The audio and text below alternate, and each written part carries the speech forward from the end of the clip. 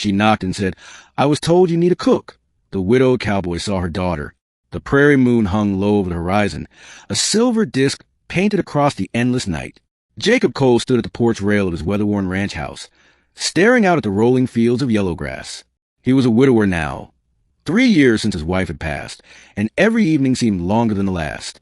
The cattle moved in clusters, shadows flickering against the pale light, and the silence that filled the ranch was sometimes heavier than a man could bear. He was a cowboy of the old world, except this was not Earth.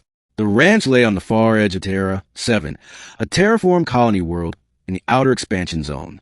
Settlers called it the New Frontier, though it looked more like the dusty plains of 19th century Texas than a futuristic colony. Jacob didn't care for the technicalities of terraforming or trade routes. He only cared for his cattle, his ranch, and the memory of his late wife, Lila. The world was changing, though. Corporate prospectors had arrived 2 months ago, their survey ships circling like vultures. They said the soil beneath Jacob's land hid rare ferrocrystals, minerals essential for interstellar engines. He had refused to sell, just as his father had once refused the first mining offers. But he knew his refusal painted a target on his back. That night, as he considered whether to ride into town for supplies, a sound startled him. A knock. Jacob stiffened. Few visitors came out this far, and those who did rarely knock politely. His hand instinctively went to the pulse rifle leaning against the porch wall. He walked to the door, boots heavy on the wood, and opened it. A woman stood there. Dust clung to her boots and the hem of her long coat. Her face was pale but sharp, framed by raven black hair tied back loosely. Beside her, clutching her coat, stood a little girl, maybe 7 or 8 years old, with wide, watchful eyes. The woman spoke in a voice rough from travel. "I was told you need a cook." Jacob blinked. For a moment, he wondered if loneliness had finally driven him to hallucinations. "A cook? Out here? I don't recall telling anyone that," he said slowly. "Who told you?" She hesitated. "A man in town. Said the widowed cowboy at Cole Ranch could use the help." Her daughter pressed closer, and Jacob's gaze softened despite himself. The girl had Lila's eyes, blue and bright, too innocent for the hard world around them. Something in his chest ached. Jacob cleared his throat. "Ma'am, I ain't hiring. You best head on." But as he started to close the door, the woman said quietly, "Please, we don't have anywhere else to go." Part 1, The Stranger's Fire. Against his better judgment, Jacob let them in. The woman introduced herself as Alara Wynn and her daughter as Mira. They'd traveled from the northern colonies, she explained, working odd jobs and moving from ranch to ranch. Jacob asked no further questions. He'd lived long enough to know when someone was guarding secrets. By dawn, Alara was in the kitchen, sleeves rolled up, the smell of cornbread and fried tubers drifting through the house. Jacob, who had grown used to reheated ration packs and bitter black coffee, nearly forgot what real food tasted like. Mira followed him around the ranch yard, asking questions about the cattle, the barn, and even his old weatherbot that groaned every time it forecast rain. Something stirred in him that morning. Something like life. Days turned into weeks. Alara cooked, cleaned, and even helped mend the fences when Jacob's arthritic hands slowed him down. Mira explored the field with boundless energy, though Jacob warned her not to wander too far. Strange things prowled the back ranges since the corporations had begun drilling nearby. Yet even as comfort returned to the ranch, Jacob noticed oddities. Alara avoided town, never speaking much about her past. Sometimes, late at night, he would hear her talking softly in a language he didn't recognize, the glow of a small metallic device flickering in her hands. One evening, Jacob finally asked, "You running from something, Miss Wynn?" Alara froze, then set the pan of cornbread on the table. "We're just trying to survive."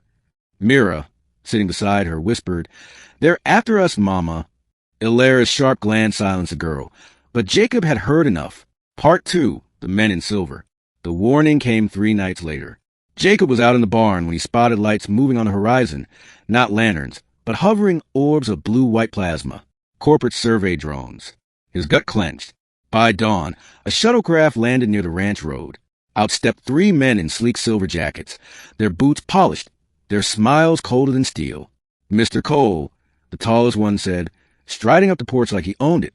"I'm Field Agent Corin, representing Stellar Extraction Limited. We've come to renew our offer for your land." Jacob spat in the dirt. "Ain't for sale." Corin's smile never faltered. "You should reconsider. Resistance tends to complicate lives." His gaze shifted past Jacob toward the window, where Alara's face appeared for just a moment. His smile deepened. "You have guests." That night, Jacob confronted her. They know you, he accused. Ilara closed her eyes. Not them, but their kind. At last, she told him the truth. She wasn't just a wanderer. She had once worked inside Stellar Extraction, a systems technician. She had discovered evidence that the corporation was covering up something buried beneath Tierra 7's crust. Not just ferrocrystals, but artifacts, alien structures older than humanity itself. When she tried to expose it, they branded her a fugitive. She fled with Mira before they could silence her. Jacob sat in silence, the weight of it sinking deep. He was just a cowboy, a widower clinging to a patch of land. But now his ranch had become a battlefield between a ruthless corporation and a desperate mother. I should have never brought you here, Ilara whispered. Jacob shook his head. No, ma'am. You did right. Ain't in me to turn away a woman and child who need shelter. Part 3, The Discovery. The threats escalated. Drones circled nightly. Jacob's cattle were found mutilated, likely as warnings. Still, he refused to leave. One afternoon, while mending fence posts with Mira, Jacob noticed her chasing something in the tall grass. He hurried after her and stopped cold. There, half buried in the earth, was a metallic arch, etched with glowing runes. It pulsed faintly, alive despite its age.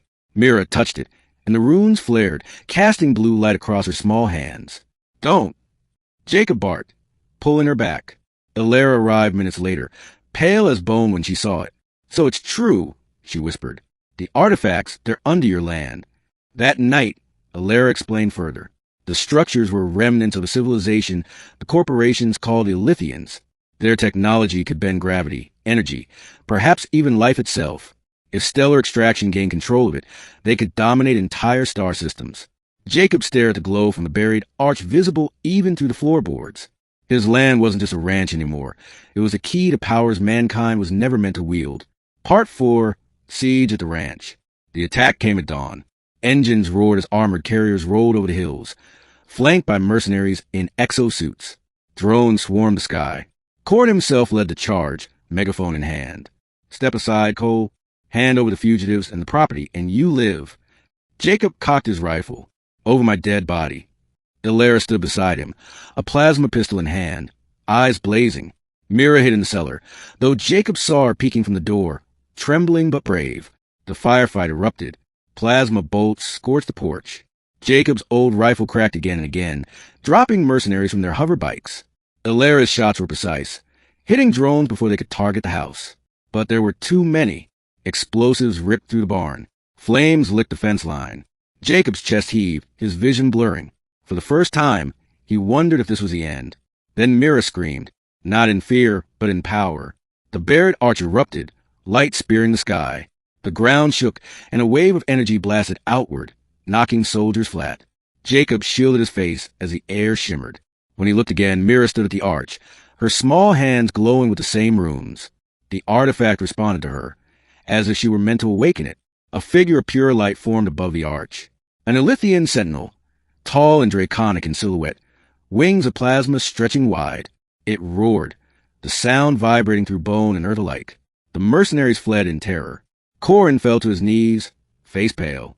The sentinel bent its gaze upon Mira, then upon Jacob and Ilara, and then, with deliberate grace, it coiled itself around the ranch, a living shield of alien energy. Jacob whispered, awestruck, "By God, it's guarding us." Part 5, A New Dawn. In the days that followed, word spread fast. Stellar Extraction withdrew, unable to approach the Sentinel without being annihilated. Other settlers whispered of the miracle at Cole Ranch, of the child chosen by the Ilithians.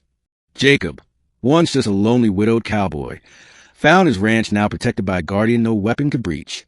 Ilara decided to stay, though she knew the corporations would never stop hunting her. Together, she and Jacob forged a fragile but hopeful bond. Partners not just in survival, but in something more.